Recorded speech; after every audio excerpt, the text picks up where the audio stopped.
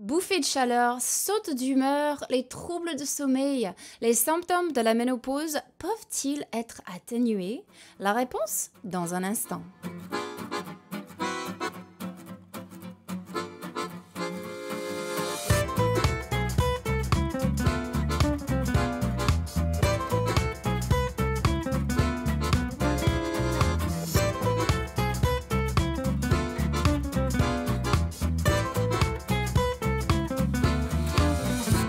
Bienvenue à Un Monde Sain, votre rendez-vous santé.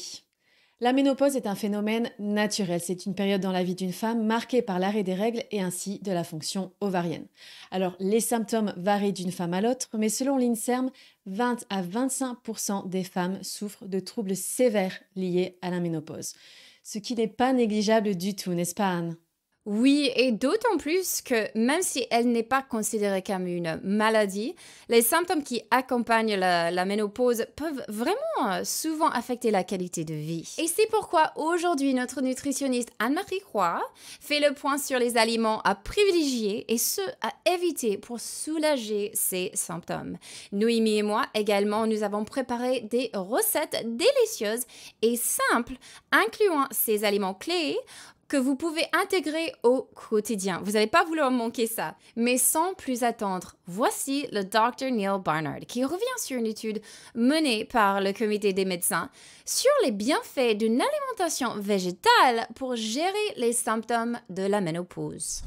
Beaucoup de femmes traversent la ménopause sans aucun problème. Mais pour d'autres, le changement n'est pas si facile. Une sensation de chaleur monte de la poitrine, causant des sueurs abondantes et même des frissons.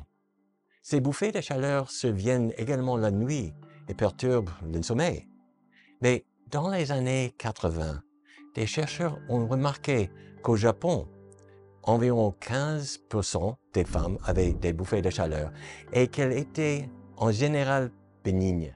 À l'époque, l'alimentation japonaise était basée sur le riz, avec peu de viande, un peu de poisson et presque pas de produits laitiers. Les produits à base de soja constituaient une grande partie de l'alimentation japonaise. Tofu, miso et autres. Les fèves de soja contiennent des isoflavones qui réduisent le risque de cancer du sein et peuvent aussi être efficaces pour les symptômes de la ménopause. Au fil du temps, l'alimentation japonaise a changé, notamment avec l'arrivée du fast-food américain, de la viande, du fromage et de la crème glacée. En même temps, la santé de la population a changé. Dans les années 2000, plus de 40% des femmes japonaises avaient des bouffées de chaleur. Le cancer du sein, le diabète et les maladies du cœur sont également devenus plus répandus. Ces résultats soulèvent la question de savoir si un changement de régime alimentaire pourrait réduire la fréquence des bouffées de chaleur. Notre équipe de recherche a recruté 84 femmes qui souffraient de bouffées de chaleur liées à la ménopause. Nous avons demandé à la moitié d'entre elles de poursuivre le régime alimentaire habituel et à l'autre moitié de faire 3 choses. Éliminer les produits d'origine animale. Il s'agissait d'un régime végétalien. Éviter les aliments riches en gras, comme les aliments frits, les huiles, les noix, les graines et les avocats. Et manger environ 100 grammes de fèves de soja cuites par jour. Les résultats ont été spectaculaires. Au cours de l'étude de 12 semaines, les bouffées de chaleur modérées à sévères ont diminué de 88% et les femmes ont perdu en moyenne 3,5 kilos. Nous avons publié ces résultats dans la revue Ménopause. Il semble que ces 3 étapes soient importantes. Éliminer les produits d'origine animale, éviter les aliments gras et inclure du soja tous les jours. À propos, les isoflavones se trouvent également dans les boissons de soja, le tofu et les autres produits à base de soja. Cependant, leur concentration est beaucoup plus élevée dans les fèves de soja mûres. Et c'est pourquoi nous les avons choisis dans le cadre de notre étude. Merci Neil, une étude vraiment remarquable et il semble que suivre une alimentation végétale et consommer du soja quotidiennement peuvent vraiment avoir un impact significatif. Y a-t-il d'autres aliments clés à considérer Eh bien oui, et notre nutritionniste Anne-Marie Roy est là pour nous faire le point sur les aliments à privilégier et ceux à éviter, voire même éliminer pour atténuer les symptômes de la ménopause. La ménopause vient avec son lot de symptômes dont les plus connus sont les bouffées de chaleur, les troubles du sommeil, la sécheresse vaginale, le gain de poids, les troubles dépressifs, les douleurs, etc. Cette période coïncide aussi avec une augmentation des maladies cardio-métaboliques, de l'ostéoporose et des troubles digestifs. Ouf! Mais la bonne nouvelle, c'est que l'alimentation végétale combinée à un mode de vie sain permet de miser sur la prévention de plusieurs de ces symptômes. Aujourd'hui, j'aimerais vous présenter les aliments à privilégier ou à éviter pendant la ménopause. Comme le docteur Neil Barnard nous l'a très bien expliqué, les aliments à base de soya sont recommandés pour leur contenu en phytoestrogènes qui aident à réduire les bouffées de chaleur et les autres symptômes de la ménopause. Il existe de nombreuses façons d'introduire le soya à votre menu. Vous pourriez cuisiner par exemple avec le tofu, le tempeh, les edamame, les protéines de soya texturées, la fève de soya telle qu'elle et même la boisson de soya. Il est aussi intéressant de noter qu'en Chine et au Japon, les femmes sont beaucoup moins affectées par les bouffées de chaleur que les femmes nord-américaines. Et petite anecdote, saviez-vous que le mot bouffée de chaleur n'existe même pas en japonais? Et contrairement aux fausses croyances qui ont beaucoup circulé sur le web dans le passé, le soya est bénéfique pour la prévention du cancer du sein. Il fait même partie des recommandations quotidiennes pour les femmes survivantes du cancer du sein, et ce par la plupart des organisations reconnues. Comme on peut voir sur le site de l'American Institute for Cancer Research, le soya fait partie des facteurs importants pour une meilleure longévité chez les femmes qui ont une histoire de cancer du sein. Les graines de lin moulu contiennent, elles aussi, des phytoestrogènes qu'on appelle lignanes. En plus, les graines de lin contiennent des oméga-3 qui expliqueraient pourquoi elles sont doublement avantageuses pendant la ménopause. Les fibres seraient une autre composante des végétaux qui influence positivement les symptômes de la ménopause. En améliorant la santé du microbiote, les fibres réduisent les bouffées de chaleur, les troubles du sommeil et de l'humeur. Et comme vous le savez peut-être déjà, les fibres sont présentes uniquement dans le règne végétal, comme dans les fruits et légumes, les grains entiers, les noix et graines et tout particulièrement dans la belle grande famille des légumineuses. Et c'est très dommage de constater que la grande majorité des Nord-Américains n'atteignent même pas le strict minimum des recommandations en fibres. Ce n'est pas surprenant que les baies et les légumes colorés, tels que les légumes verts, orangés ou rouges, soient également recommandés pendant la ménopause. Ils sont non seulement riches en fibres, mais aussi en antioxydants, tous deux bénéfiques pour améliorer les symptômes de la ménopause. Un apport élevé en produits animaux, en sucre raffiné, en sel, en gras, en alcool est associé à une augmentation des symptômes parce qu'il favorise le gain de poids, les chaleurs et les risques de maladies cardiaques et de diabète. On peut donc conclure que ce sont les végétaux les moins transformés possibles qui transformeront positivement votre bien-être pendant la ménopause. Merci Anne-Marie pour toutes ces recommandations. Et la bonne nouvelle, c'est que ces aliments bénéfiques, eh bien, on peut facilement les trouver dans toutes les épiceries. Passons maintenant en cuisine avec Anne qui va justement nous montrer comment intégrer certains de ces aliments à nos repas. Anne, c'est à toi. Aujourd'hui, au lieu de bouffer de chaleur, on va bouffer des pancakes.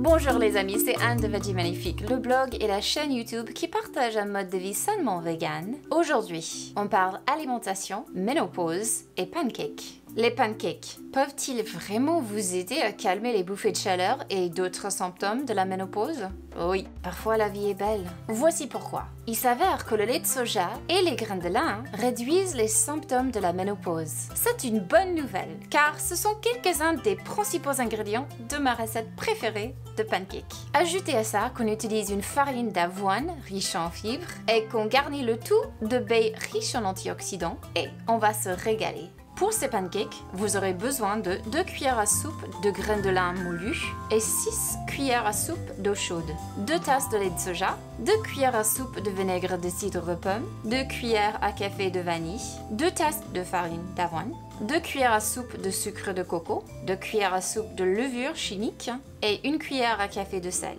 Tout d'abord, notre œuf de lin, le laissez épaissir pendant 1 minute. Puis dans le même bol, car qui a le temps de laver de bol, pas moi, ajoutez le lait de soja et le vinaigre de cidre de pomme et attendez 1 minute. Puis, ajoutez la vanille, la farine d'avoine, le sucre de coco, la levure chimique et le sel. Et mélangez délicatement. Maintenant, attendez un peu que votre pâte devienne mousseuse et faites chauffer une poêle. Je préfère utiliser une poêle anti-adhésive pour éviter l'huile, mais malheureusement, ma poêle anti-adhésive est d'un coup très adhésive, alors on a opté pour une poêle en fonte. Il faut donc ajouter un peu de beurre vegan, mais utilisez anti-adhésive si vous en avez. Ensuite, il suffit de verser et de retourner. On les empile et on ajoute des baies, et si on est gourmand, un peu de sirop d'érable pour servir. Et voilà, on a rendu la ménopause une bouffée d'air frais. Étant donné que nous avons beaucoup mentionné le soja et ses nombreux bienfaits, Noémie nous montre comment utiliser le soja sous ses différentes formes. Le tofu est un aliment extrêmement versatile et je vous montre aujourd'hui 3 façons de le préparer. On commence avec du tofu brouillé pour un petit déjeuner riche en protéines. On continue avec des tofu nuggets croustillants à souhait. Et parce que je ne pourrais terminer sans une touche sucrée, je vous propose de faire une mousse au chocolat à base de tofu très riche en protéines. C'est quand même rare pour un dessert. Très facile et rapide à réaliser et bien sûr absolument délicieuse. Suivez-moi en cuisine et je vous montre comment faire ces 3 recettes. Commencez par égoutter 400 g de tofu soyeux, cette étape est importante pour éviter un mélange trop liquide. Posez ensuite le tofu dans une serviette propre ou du papier absorbant pour éliminer l'excès d'eau, cela garantit une texture idéale pour la recette. Le tofu contient tous les acides aminés essentiels, ce qui en fait une source de protéines idéale. Émiettez votre bloc de tofu dans un saladier puis ajoutez l'équivalent d'une cuillère à café de curcuma en poudre, une demi-cuillère à café de paprika en poudre, un peu de poivre pour faciliter l'assimilation de la curcumine présente dans le curcuma. Ajoutez également du sel et une cuillère à café d'ail en poudre. Puis venez mélanger le tout afin de bien incorporer tous les ingrédients. Dans une poêle anti-adhésive, faites revenir un demi-oignon haché, optionnel mais délicieux. Ajoutez ensuite le tofu émietté dans la poêle et laissez-le cuire en remuant régulièrement. Faites griller une tartine de pain complet sur lequel vous servirez votre tofu brouillé pour le petit déjeuner ou pourquoi pas pour le repas du midi. Puis ajoutez enfin quelques tranches d'avocat sur le dessus pour une touche crémeuse. Pour commencer, prenez 250 g de tofu ferme et fumé que vous couperez en morceaux. Dans un bol, versez environ 100 g de lait végétal auquel vous ajouterez une cuillère à soupe de vinaigre de cidre. Dans un deuxième bol, ajoutez 60 g de fécule de maïs. Puis dans un troisième bol, mélangez 50 g de chapelure, une cuillère à café de paprika en poudre, une cuillère à café d'ail en poudre, une généreuse pincée de sel et une cuillère à café d'origan ou autre herbe de votre choix. Passez ensuite chaque cube de tofu dans le mélange de lait végétal et de vinaigre de cidre, puis dans la fécule de maïs, encore une fois dans le lait végétal et enfin dans le bol d'épices et de chapelure. Assurez-vous de bien mélanger toutes les épices et la chapelure auparavant. Préchauffez votre four à 200 degrés puis placez vos cubes de tofu sur une feuille de papier sulfurisé. Direction le four pendant 30 minutes en retournant à mi-cuisson jusqu'à ce que les nuggets de tofu soient légèrement dorés, secs et rebondissants au toucher. Parce que je suis gourmande, pour la sauce, j'ai mélangé du beurre de cacahuète et de la sauce soja dans laquelle je trempe mes nuggets. Bon appétit! Pour réaliser notre mousse au chocolat à base de tofu, nous allons dans un premier temps faire fondre 100 g de chocolat au bain-marie. Prenez ensuite 275 g de tofu ferme ou soyeux, j'utilise ici du tofu ferme. Émiettez votre tofu dans votre blender, puis ajoutez ensuite 100 g de lait végétal de votre choix d'amandes, de soja ou d'avoine. Ajoutez une cuillère à café d'extrait de vanille, puis 2 cuillères à soupe de sirop d'érable. Puis mixez jusqu'à obtenir une texture lisse et soyeuse. Ajoutez ensuite les 100 g de chocolat préalablement fondu au bain-marie, puis mixez jusqu'à ce que votre chocolat soit complètement intégré dans votre mixture au tofu. Transférez votre mousse dans un plat, puis direction le frigo pendant au moins 2 heures avant d'être dégusté. Merci Noémie pour toutes ces idées. Le soja est vraiment un aliment polyvalent, donc on vous encourage à expérimenter avec pour trouver votre bonheur. Comme nous l'avons vu, il est possible d'atténuer les symptômes de la ménopause grâce à de simples changements alimentaires et un mode de vie plus sain. Comme d'habitude, si vous avez des questions pour notre équipe d'experts, partagez-les dans les commentaires ci-dessous ou sinon sur les réseaux sociaux. On ne manquera pas d'y répondre. Alors accrochez-vous, car notre prochain épisode portera entièrement sur les maladies cardiovasculaires, n'est-ce pas Noémie ? Tout à fait, Anne, les maladies cardiovasculaires représentent la première cause de mortalité dans le monde. Alors comment prévenir ces maladies? Et si on a déjà subi une crise cardiaque, peut-on éviter une récidive? Nous aborderons ces questions et bien plus encore dans notre prochain épisode. Un grand merci à toute l'équipe et à vous, nos chers internautes. Si cet épisode vous a plu, n'oubliez pas de cliquer sur j'aime, de vous abonner à notre chaîne Le Comité des médecins et de cliquer sur la cloche de notification afin de ne manquer aucune de nos prochaines vidéos. À bientôt pour un prochain épisode d'Un monde sain.